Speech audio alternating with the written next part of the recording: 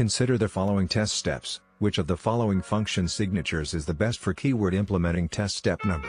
A. Def login. B. Def login with admin credentials. C. Def login username, password. D. Def create user, username, user email, password. The correct answer is option C. Which of the following statements is true about test automation metrics? A. Meaningful test automation metrics should be established quickly. B. Meaningful test automation metrics are the same no matter the size of the project. C. Meaningful test automation metrics are simply comparing relative test effort for manual versus automated tests.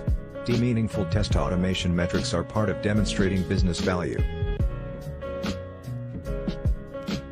The correct answer is option D. Which of the following methods can find an element by its class name?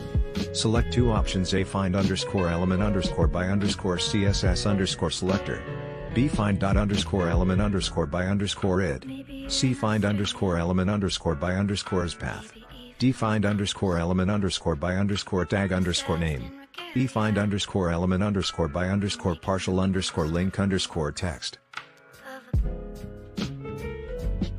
The correct answer is option A, D. Which of the following best explains how Selenium fits within the test automation architecture?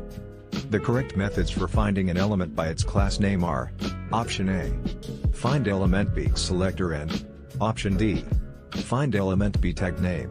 The find element by selector method can be used to locate an element by its class name, while the find element by tag name method can be used to locate an element using the tag name of the element, such as div, span, a, etc. A. Selenium supports designing test cases. B. Selenium interfaces with the suite. C. Selenium supports implementing test cases.